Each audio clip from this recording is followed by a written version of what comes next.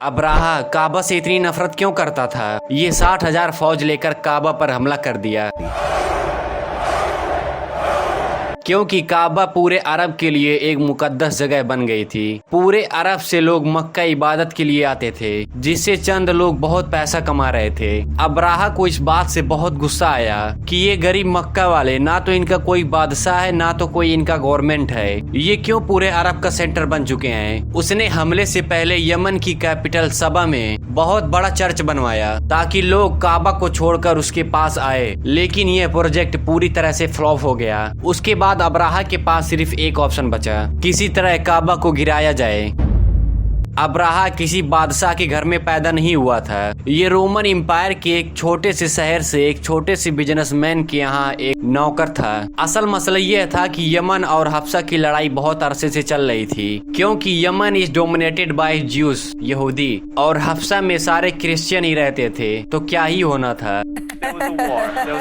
तो पहले यहूदियों ने हमला किया तो क्रिश्चियन के सारे इलाके तबाह बर्बाद हो गए, जिसकी वजह से सुपर पावर रोमन एम्पायर को बहुत ज्यादा गुस्सा आया। तब ये क्रिश्चियन ही सुपर पावर थे। रोमन एम्पायर ने अपने भाइयों की मदद के लिए यहूदियों की सल्तनत यमन को हमेशा के लिए खत्म कर दिया, और इस काम को करने के लिए उन्होंने अपने ही गुलाम को भेजा था, जिसका नाम था अब्राहा, जो 1 लाख फौज लेकर गया और यहूदियों की तबाही मचा दी।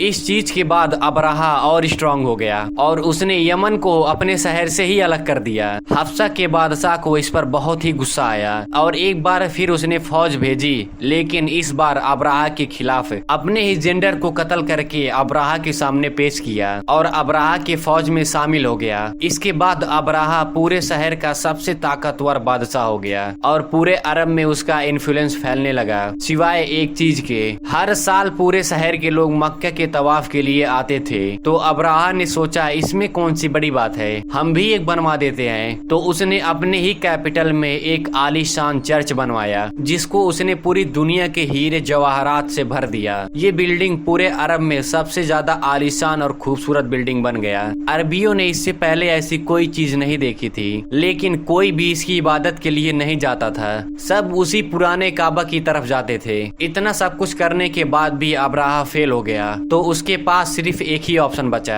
उसने 60,000 लोगों की फौज इकट्ठा की और काबे पर हमला कर दिया। अभी तक जितनी स्टोरी हमने बताई है वो सिर्फ इस्लाम में ही नहीं बल्कि हिस्टोरियंस में भी मिलती है, जो कि पुराने जमाने अरबियन स्क्रिप्ट से उठाई गई है। इन सब में अब्राहा एक बहुत बड़ा बादशाह था, लेकिन उसका मक्का जाने का कोई जिक्र नहीं था। रिसेंट फाइंडिंग में कुछ ऐसी यहूदी स्क्रिप्ट मिली है जिसमें साफ साफ लिखा हुआ है अब्राहा ने एक जगह पर हमला किया था जिसमें वो पूरी तरह से शिकस्त खाया था, और बड़े बड़े हिस्टोरियन इसे मक्का पे हमला करार देते हैं, जिसमें अब्राहा भी अपने साथ हाथियों को लेकर गया था। अरबियों को पता था कि वो इनका मुकाबला नहीं कर सकते। कुछ कबीलों ने हमला करने की कोशिश की, लेकिन अब्राहा ने कहा हम खून नहीं करेंगे, वो सिर्फ और सिर्फ काबा पर हमला करेगा ताकि लोग काबा को छोड़कर उसके चर्च पर आए। आसपास सब कुछ लूटने के बाद जब वो लोग मक्का पहुँचे तो उन्होंने कहा कि यहाँ के चीफ को बुलाओ। तो अब्दुल मुतल्लिब ने आकर कहा कि आपने मेरे कुछ ऊंट को कब्जा किया है, वो मुझे वापस कर दें। तो अब्राहा ने हंसकर कहा मुझे तो लगा था कि तुम एक बहादुर इंसान हो, तुम्हें तो अपने ऊंट की पड़ी है। तो अब्दुल मुतल्लिब ने कहा मैं सिर्फ अपने ऊंट का मालिक हूँ, इस घर का जो मालिक है वो जाने, लेकिन मैं तुम्हारी जानकारी के लिए एक चीज बता देता हूँ कि आज तक इस घर का कोई कुछ नहीं बिगाड़ पाया है।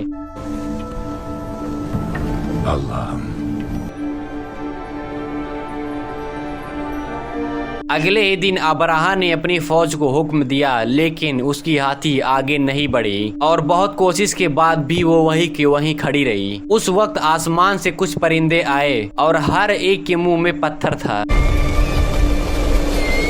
ये ऐसे परिंदे थे कि इससे पहले ना ही किसी ने देखा था और ना ही इसके बाद, और वो अब्राहा की फौज को टारगेट कर कर के मार रहे थे। अब इसको बहुत सारे हिस्टोरियंस ने स्मॉल बेस की एक एक्सट्रीम हिस्सा बताई है, क्योंकि जैसे ही पत्थर इनके जिस्म पर लगता था तो वो हारिस करके अपने जिस्म के गोश्त को निकाल लेते थे, हत्ता कि कुछ लोगों की हड्डियां भी नजर आने लगी। इस हालत में ये फौज वापस भागी और अब्राहा की 60,000 का फौज तबाह बर्बाद हो गई।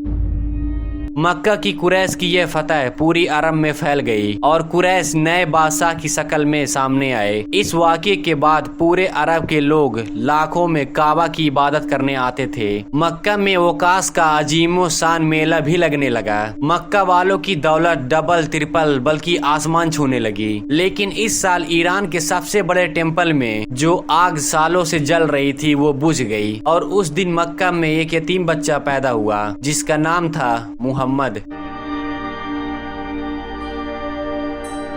Mohammed.